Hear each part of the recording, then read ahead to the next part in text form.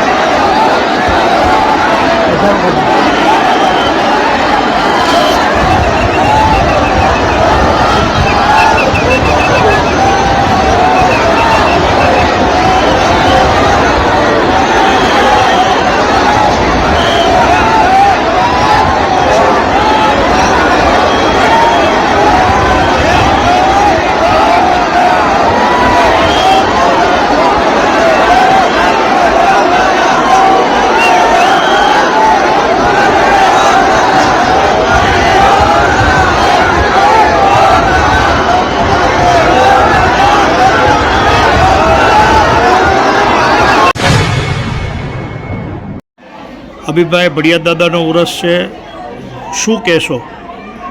વડિયાદ દાદા તે મનુષ્ય એક આસ્થાનું કેન્દ્ર છે ગુજરાતનું અને સમગ્ર ભારતનું. ગુજરાત અને ગુજરાત સિવાય રાજસ્થાન દરેક પ્રજાજનો અહીં આવે છે.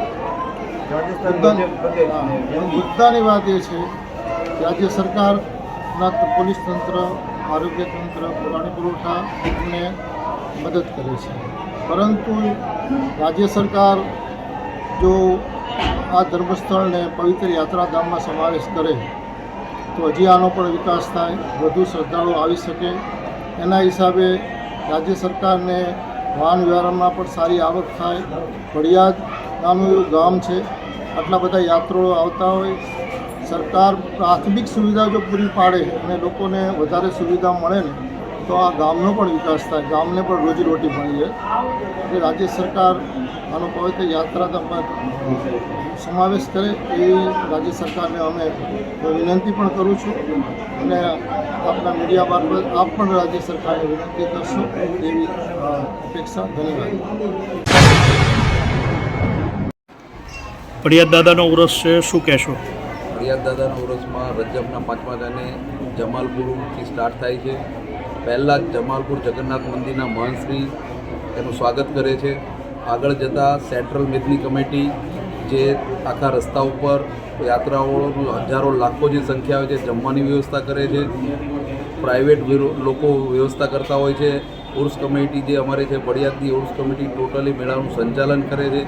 ખેડા સાઈડથી મેદની આવે છે, સુરેન્દ્રનગર, ધાંગધ્રા, મોરબી, રાજસ્થાન, MP દરેક જગ્યાએ હજારો શ્રદ્ધાળુઓ લાખોની સંખ્યામાં અહીંયા પહોંચે છે અને એની ટોટલી જવાબદારી અહીંયા કમિટી કરે છે અને કમિટીની સાથે સાથે પર્સનલ લોકો બી અહીંયા સેવાભાવી લોકો બી સેવા કરે છે.